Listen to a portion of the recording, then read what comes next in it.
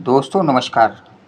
आज एक बहुत सुंदर सी कथा लेके आए हैं। शीर्षक है भाग्य कब लिखा जाता है। हिमालय की गोद में बसा एक प्राचीन आश्रम था। वहाँ महान ऋषि अत्रि अपने शिष्यों के साथ तप करते थे। एक दिन प्रातःकालीन वेद पाठ के उपरांत शिष्यों ने गुरु से प्रश्न किया, गुरुदेव, हम अक्सर सुनते हैं कि मनुष्य का भाग्य जन्म से पहले लिखा जाता है, किंतु यह भाग्य कब और कैसे लिखा जाता है? क्या देवता स्वयं इसे रचते हैं या आत्मा अपने कर्मों से उसे गढ़ती है? ऋषि अत्रि ने शांत स्वर में कहा, बच्चों, यह रहस्य अत्यंत गूढ़ है। इसे समझने के लिए मैं तुम्हें एक कथा सुनाता हूँ। यह कथा केवल शास्त्रों में ही नहीं बल्कि ब्रह्मलोक की गहराइयों में छिपे सत्य को प्रकट करती है। बहुत समय पहले एक नगर में सुधाकर नाम का राजा था। वह धर्मात्मा, दानी और प्रजापालक था, किंतु उसकी रानी बिमला अल्पायु में ही चल बसी। राजा की मृत्यु के उपरांत उसकी आत्मा यमदूतों द्वारा यमलोक ले जाई गई। राजा की आत्मा ने देखा कि वहाँ एक दिव्य सभा है। धर्मराज सिंहासन पर विराजमान हैं और चारों ओर लेखाकार चित्रगुप्त बैठे हैं। उन्होंने राजा के समस्त कर्मों का लेखा जोखा खोला। सुधाकर, तुम्हारे सत्कर्म असंख्य हैं, किंतु कुछ छोटे छोटे दोष भी हैं। अब तुम्हें पुनर्जन्म लेना होगा। राजा की आत्मा ने प्रश्न किया, हे धर्मराज, जब मैं पुनर्जन्म लूँगा तो मेरा भाग्य कौन और कब लिखेगा? धर्मराज मुस्कुराए, वत्स, तेरे प्रश्न का उत्तर तुला लोक के द्वार पर मिलेगा।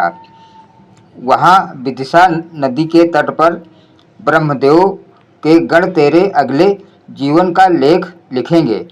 यमदूत आत्मा को लेकर स्वर्ग और पृथ्वी के बीच के लोक में पहुँचे। वहाँ एक अद्भुत मंडप था, चमचमाते रत्नों से बना, जिसमें अनेकों वेद पाठी देवगण बैठे थे। मध्य में एक विशाल स्वर्ण पट रखा था। उसी पर प्रत्येक आत्मा का भावी जीवन अंकित किया जाता था। राजा की आत्मा ने देखा, एक दिव्य बालक हाथ में कलम लिए बैठा है। उसकी कलम से उज्ज्वल अक्षर प्रकट हो रहे थे। वह बालक और कोई नहीं बल्कि विधाता था, जिसका कार्य ही जन्म के क्षण में आत्मा का भाग्य को अंकित करना है। राजा की आत्मा ने साहस कर पूछा, हे विधाता, क्या मेरा भाग्य अभी लिखा जाएगा? क्या उसमें सब कुछ निश्चित है? विधाता ने कहा, हाँ, तुम्हारा भाग्य तुम्हारे पूर्व जन्मों के कर्मों के अनुसार अभी लिखा जाएगा। जब माता के गर्भ में आत्मा प्रवेश करती है, उसी क्षण से भाग्य रचना आरंभ होती है। जन्म का क्षण तय होते ही ग्रह नक्षत्रों की स्थिति और कर्मों का योग मिलाकर जीवन का लेख लिखा जाता है। आत्मा बोली, तो क्या मनुष्य अपने प्रयत्न से उसे बदल नहीं सकता? विधाता मुस्कुराए, वत्स, भाग्य बीज के समान है। बीज का स्वरूप तो निश्चित है, किंतु उसे सींचने या सुखाने का अधिकार मनुष्य के कर्मों पर है। यदि पुरुषार्थ प्रबल हो तो वह बीज भी वट वृक्ष बन सकता है। यदि आलस्य हो तो सूख कर नष्ट हो जाता है। इस संवाद के पश्चात आत्मा को धरती पर भेज दिया गया। एक साधारण गृहस्थ दाम्पत्य के यहाँ वो आत्मा गर्भ में प्रवेश कर गई। जैसे ही प्रवेश हुआ, उसी क्षण विधाता ने दिव्य पट पर उसका भावी लेख अंकित करना आरंभ किया। उसने लिखा, कहाँ जन्म होगा, किस कुल में, कौन सी शिक्षा मिलेगी, किन मित्रों और शत्रुओं के साथ होगा, कितना आयुष्य होगा और कौन से सुख दुख प्राप्त होंगे। लेकिन विधाता ने बीच में लिखना रोक कर कहा, यह केवल प्रारूप है, आगे इसका विस्तार स्वयं मनुष्य के कर्मों से होगा। मैं मार्ग बताता हूँ, चलना उसे स्वयं है। जब आत्मा गर्भ में स्थिर हुई तब उसे अपने पूर्व जन्मों की स्मृति मिली।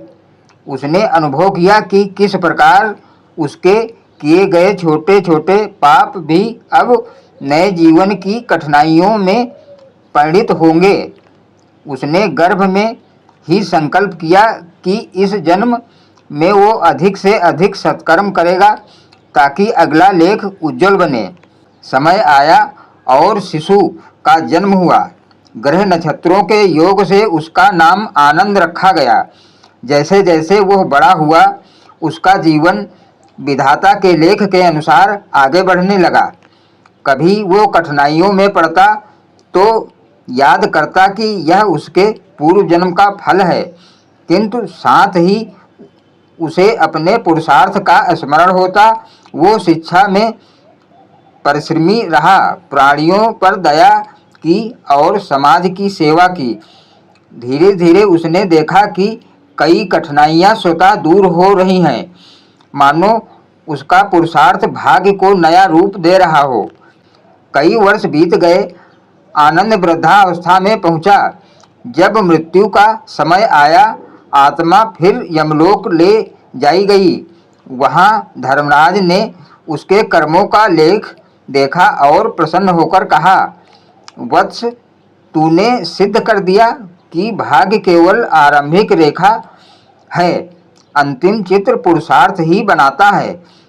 आत्मा बोली, अब मुझे स्पष्ट हो गया कि भाग्य कब लिखा जाता है। वो जन्म के क्षण में विधाता की कलम से अंकित होता है, किंतु उसके परिणाम मनुष्य की साधना और कर्म से ही बदलते हैं। धर्मराज ने मुस्कुराकर कहा, यही सत्य है। इसी से शास्त्रों में कहा गया है, पुरुषार्थ ही देवम। भाग्य तभी तक बंधन है जब तक मनुष्य प्रयास छोड़ दे। जो निरंतर प्रयास करता है उसका भाग्य भी उसके आगे झुक जाता है। इतना कहकर ऋषि अत्रि ने शिष्यों से कहा, बच्चों, इस कथा से यह शिक्षा मिलती है कि भाग्य जन्म के समय विधाता द्वारा लिखा जाता है, किंतु उसका फल मनुष्य के पुरुषार्थ पर निर्भर है। यदि हम सत्कर्म और परिश्रम करें तो भाग्य की रेखाएं भी बदल सकती हैं। शिष्य आनंदित होकर बोले, गुरुदेव, अब हमें स्पष्ट हो गया कि भाग्य को दोष देना उचित नहीं। जीवन का पथ हमें स्वयं पुरुषार्थ से गढ़ना है। ऋषि अत्रि ने आशीर्वाद देते हुए कहा, यही सत्य है। भाग्य कब लिखा जाता है यह जानना आवश्यक है, पर उससे भी अधिक आवश्यक है भाग्य को अपने पुरुषार्थ से बदलना। तो दोस्तों, ये कथा समाप्त होती है। हमें उम्मीद है कि इस कथा से आपको कुछ सीखने को मिला होगा। अगर आपने इस कथा से कुछ सीखा है तो यह कथा आप दूसरों में शेयर करें ताकि वो भी इस कथा को जानकर अपने जीवन को अच्छे ढंग से जी सके। धन्यवाद दोस्तों।